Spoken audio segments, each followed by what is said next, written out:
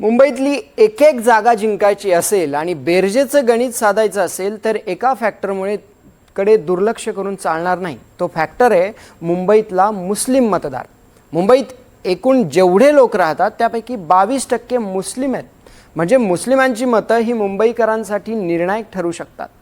हेच लक्षात घेऊन उद्धव ठाकरेंनी पहिल्या यादीत किती मुस्लिम उमेदवारांना रिंगणात उतरवलंय, आणखी कुठल्या पक्षांनी मुस्लिम मतदारांवर भर दिलाय, पाहूया या संदर्भातला एक सविस्तर रिपोर्ट।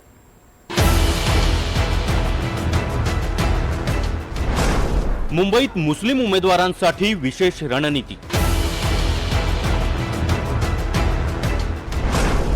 पहिल्या यादीत 17 मुस्लिम उमेदवार।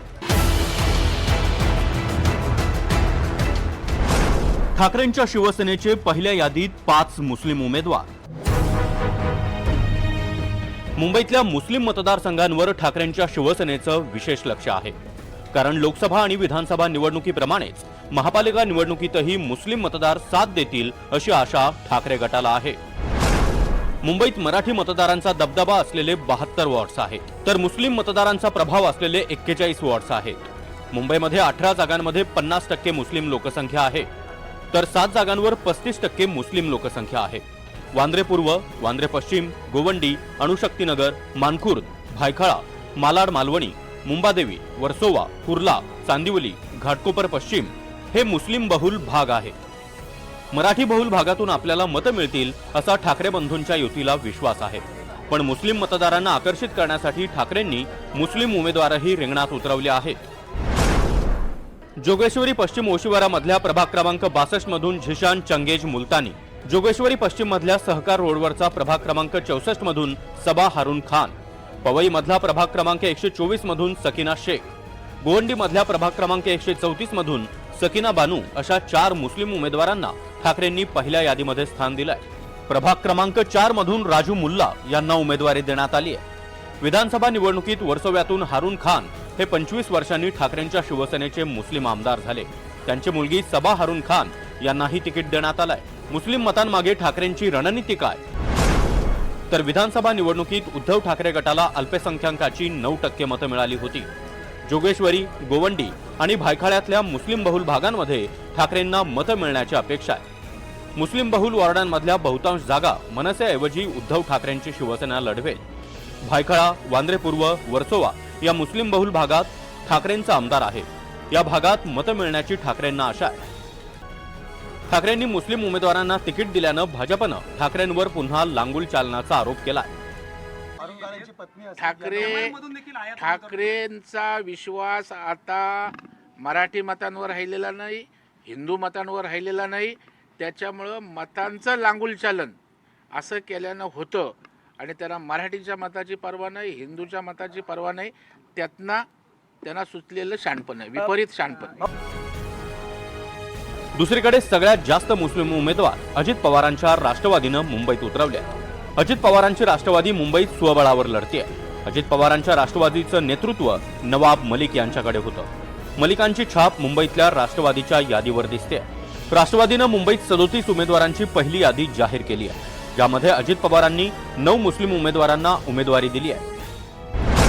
मुंबईतल्या जोगेश्वरीच्या ओशिवरा मधल्या प्रभाग क्रमांक 62 मधून अहमद खान, सायन माटुंग्या मधल्या वॉर्ड क्रमांक 96 मधून आयेशा शम्स खान, अंधेरी पश्चिम मधल्या वॉर्ड क्रमांक 165 मधून अब्दुल रशीद कप्तान मलिक, अंधेरी पश्चिम मधल्या चकाला जवळच्या वॉर्ड क्रमांक 224 मधून सबिया असलम मर्चंट, अंधेरी मधल्या वॉर्ड क्रमांक 64 मधून हदिया फैजल कुरेशी, वांद्रे पूर्व मधल्या वॉर्ड क्रमांक 92 मधून युसुफ अबुबकर मेमन, कुर्ला मधल्या वॉर्ड क्रमांक 168 मधून डॉक्टर सईदा खान, कुर्ला पूर्व मधल्या वॉर्ड क्रमांक 170 मधून बुशरा परवीन मलिक, तर वरळी मधल्या वॉर्ड क्रमांक 197 मधून फरीन खान यांना उमेदवारी देण्यात आली आहे।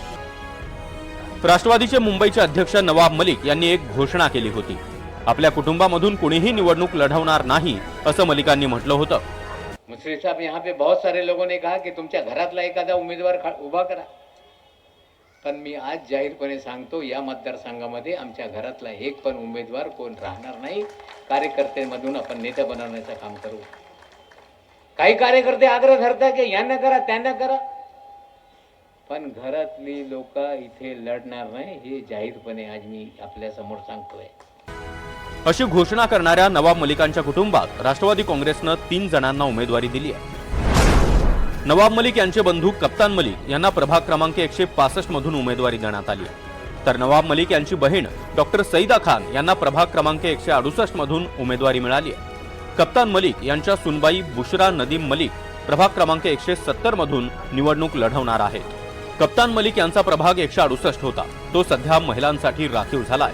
त्यामुळे कप्तान मलिक यांनी नवीन 165 नंबर प्रभागामध्ये उतरण्याचा निर्णय घेतलाय. अजित पवारांच्या राष्ट्रवादीची मुस्लिम समाजामध्ये चांगली प्रतिमा आहे. अजित पवार यांच्या भाषणामध्येही वारंवार सर्वसमावेशकतेचा दाखला देत मुस्लिम बांधवांचा उल्लेख असतो. अजित पवारांची मुंबईत मराठी वोट बँक नाही, त्यामुळे जास्तीत जास्त मुस्लिम मतं मिळवण्याची अजित पवार यांची रणनीती आहे. अजित पवारांचा मुंबईतल्या मुस्लिम बहुल वांद्रे पूर्व, अणुशक्तीनगर, गोवंडीमधल्या अल्पसंख्याक मतांवर भर आहे. तिकडे काँग्रेसचे आमदार असलम शेख यांच्या घरातही 2 तिकीटं काँग्रेसनं दिली आहे. वॉर्ड क्रमांक 33 मधून असलम शेख यांचा मुलगा हैदर अली शेख यांना वॉर्ड क्रमांक 34 मधून तिकीट देण्यात आलंय. तर बहीण कमरजा सिद्दीकी यांना वॉर्ड क्रमांक 33 मधून तिकीट मिळालंय. मुस्लिम मतं ही काँग्रेसची हक्काची वोट बँक आहे. मात्र महाविकास आघाडीच्या प्रयोगानंतर आणि ठाकरेंनी ही मतं आपल्याकडे वळवण्याच्या प्रयत्नानंतर लोकसभा आणि विधानसभा निवडणुकीत मुस्लिम मतं ठाकरेंना मिळाली. मात्र आता मुंबईतली ही मुस्लिम मतं काँग्रेस, ठाकरेंची शिवसेना आणि अजित पवारांची राष्ट्रवादी अशी विभाजित होणार आहेत. मुंबईत सध्याच्या घडीला 20 लाख इतकी मुस्लिम लोकसंख्या आहे. तर मुंबईतल्या एकूण रहिवाशांमध्ये 22% मुस्लिम वस्ती आहे. गेल्या महापालिका निवडणुकीत 26 मुस्लिम नगरसेवक होते. ही आकडेवारी लक्षात घेऊन ठाकरे आणि अजित पवारांच्या राष्ट्रवादीनं मुंबईतल्या मुस्लिम या एम फॅक्टरवर विशेष भर दिला. Bureau report, NDTV Marathi, Mumbai.